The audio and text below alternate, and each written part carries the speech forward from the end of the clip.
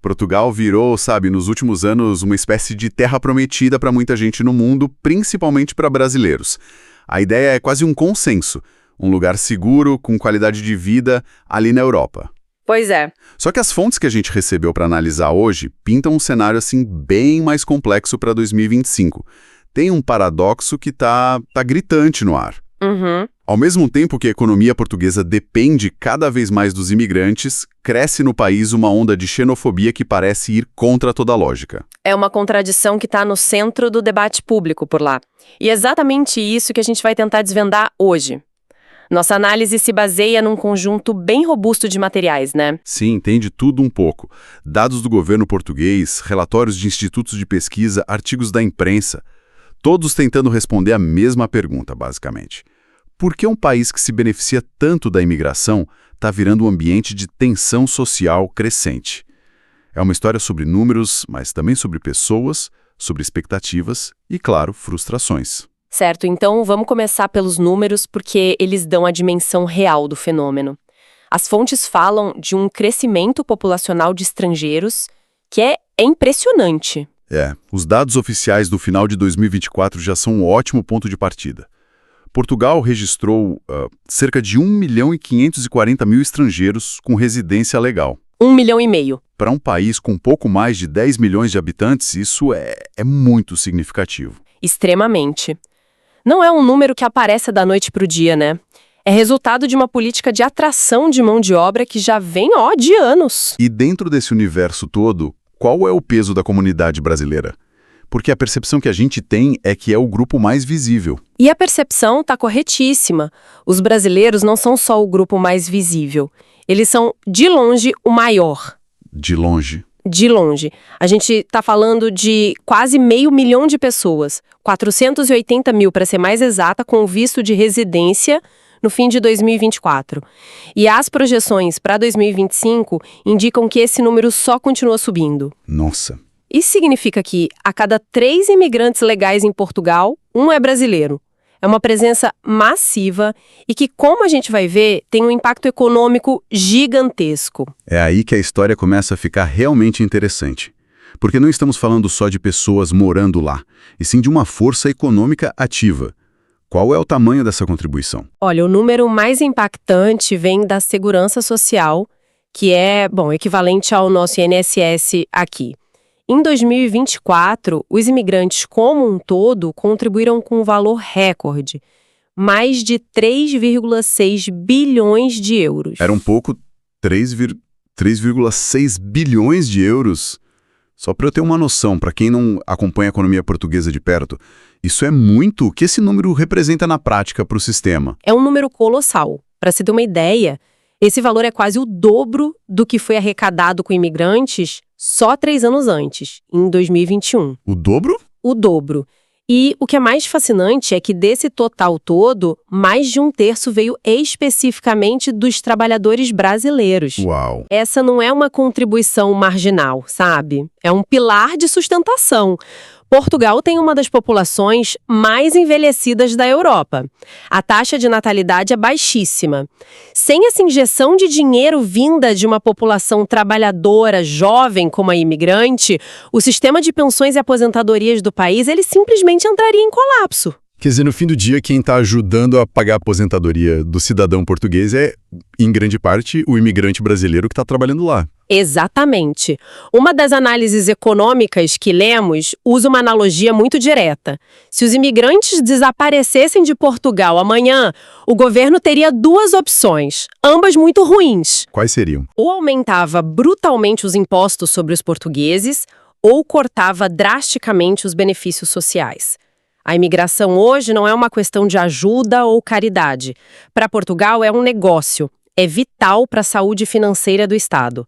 É pragmatismo econômico puro e simples. Ok, então os números são incontestáveis. A contribuição é maciça, a dependência econômica é clara. Isso torna a outra parte da história, a social, ainda mais difícil de entender. Exato. Se a economia de Portugal depende tanto deles, por que as fontes apontam para um aumento tão forte da hostilidade? Esse é o grande paradoxo português de 2025. Enquanto os economistas e os dados do governo celebram os números da segurança social, uma parte significativa da sociedade parece enxergar um cenário completamente diferente. As pesquisas de opinião citadas nas fontes são bem claras. O que elas dizem? Ela relevante da população portuguesa acredita que a política migratória do país é muito permissiva e que já há imigrantes demais. Mas essa percepção se baseia em quê? As fontes dão alguma pista de onde vêm essas narrativas? É algo que surge na mídia, no discurso de algum grupo político específico, ou é um sentimento mais difuso? É uma combinação de fatores. Por um lado, tem um discurso político de extrema-direita que cresceu muito nos últimos anos e que encontrou na imigração um bode expiatório perfeito para problemas crônicos do país. Como a crise na habitação, por exemplo. Exatamente. Crise na habitação, sobrecarga nos serviços públicos. Eles martelam na tecla de que o imigrante rouba emprego, baixa salários e aumenta a criminalidade. Mas os dados confirmam isso? Existe alguma evidência de que os imigrantes estão, por exemplo, aumentando a criminalidade? Pelo contrário, vários dos artigos que a gente analisou citam dados oficiais da própria polícia portuguesa que desmentem essa correlação direta. A associação é muito mais uma ferramenta retórica do que um fato estatístico, sabe? Entendi. E o mesmo vale para a questão dos salários. A maioria dos imigrantes ocupa postos de trabalho que os portugueses já não querem mais, em setores como restauração, hotelaria, construção civil, agricultura. Eles não estão roubando empregos, eles estão preenchendo lacunas vitais no mercado de trabalho. Então é uma narrativa que não se sustenta nos fatos, mas que ganha tração mesmo assim. E essa hostilidade, ela fica só no campo do discurso ou se manifesta no dia a dia? Ela se manifesta, e de forma cada vez mais preocupante. As fontes documentam um aumento expressivo nos relatos de discurso de ódio, principalmente online, e de episódios de xenofobia explícita. E os brasileiros são o alvo principal? Sim, por serem a maior comunidade e pela proximidade cultural e linguística, acabam sendo o alvo principal. Vai desde comentários depreciativos em cafés e lojas, passa por dificuldades absurdas para alugar um imóvel, até casos mais graves de assédio e agressões verbais que ganharam as páginas dos jornais. E qual a resposta das instituições a isso? O governo, que por um lado precisa tanto desses contribuintes, o que ele faz para protegê-los? Aí a gente entra em outra camada da contradição. A resposta institucional é vista como frágil e por vezes ambígua. Enquanto o discurso oficial prega a integração, as ações práticas complicam a vida de quem chega. Como assim? As fontes apontam, por exemplo, para as recentes mudanças na lei de imigração.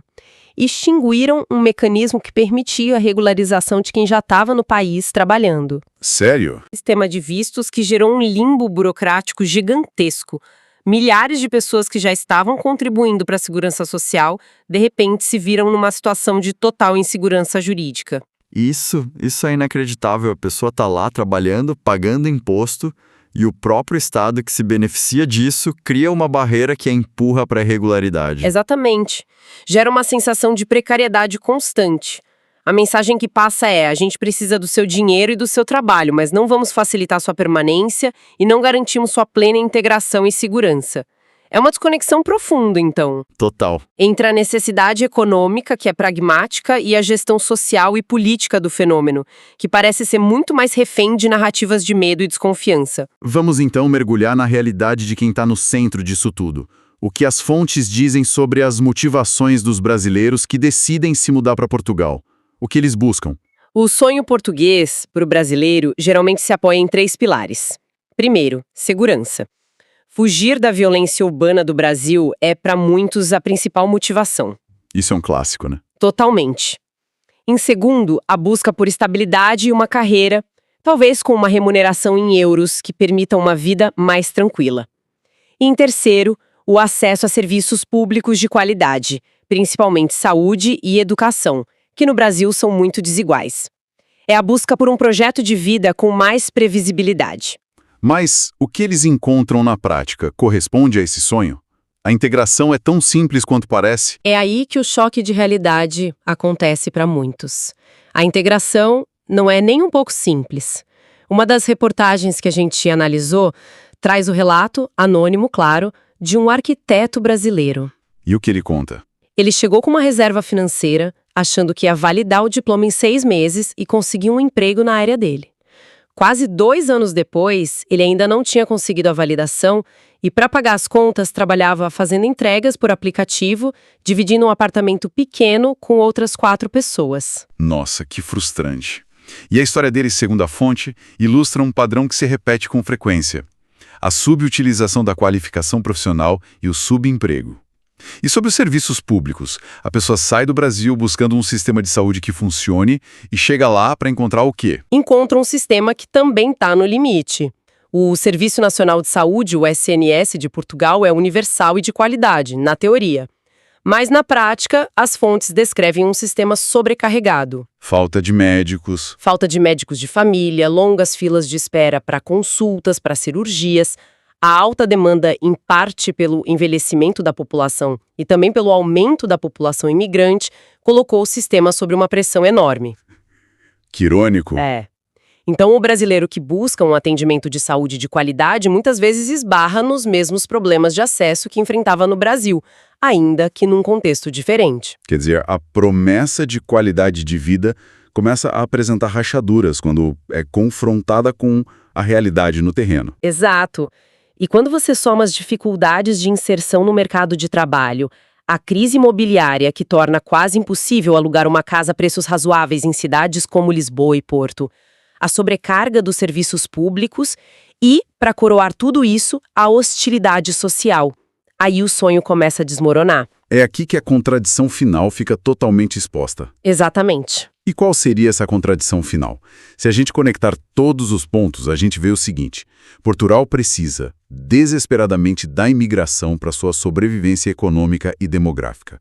Os números da segurança social não mentem, certo? Mas, ao mesmo tempo, o país alimenta ou pelo menos tolera um discurso social e político hostil que torna a vida dos imigrantes mais difícil. Uma das fontes usa a expressão uma queda de braços constante entre a necessidade e o preconceito. Essa tensão permanente acaba minando a atratividade do país, né?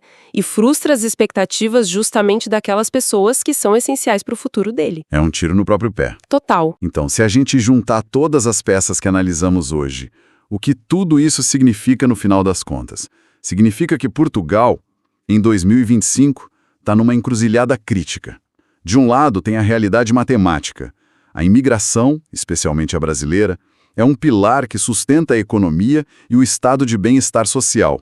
Ignorar isso seria um suicídio econômico. E do outro lado... Do outro lado, tem a realidade social. O aumento da xenofobia e de uma retórica anti-imigração que corrói a coesão, gera sofrimento e insegurança para milhares de pessoas. É uma escolha que o país vai ter que fazer. De que lado dessa balança vai pesar mais? Exatamente. O debate em Portugal precisa urgentemente sair do campo dos mitos e do medo para o campo dos fatos e do respeito. A questão não é ser a favor ou contra a imigração. A imigração já é uma realidade demográfica e econômica consolidada. A verdadeira questão é outra. A verdadeira questão é que tipo de sociedade Portugal quer construir com essa nova realidade. Uma sociedade que integra e se fortalece com a diversidade, ou uma que se fecha e arrisca o próprio futuro por conta de narrativas de preconceito? A análise de todas essas fontes nos deixa, então, com uma reflexão final, quase uma provocação para quem nos ouve pensar a respeito. Fica uma pergunta no ar que eu acho que resume todo o nosso debate. Se a dependência econômica de Portugal em relação aos imigrantes é tão clara, tão mensurável em bilhões de euros e na sustentabilidade das aposentadorias, o que impede que esses dados concretos e irrefutáveis superem as narrativas de preconceito e medo na esfera pública? E olhando para frente? Olhando para frente, quais seriam as consequências a longo prazo para o próprio Portugal se o país não conseguir resolver essa profunda e perigosa contradição?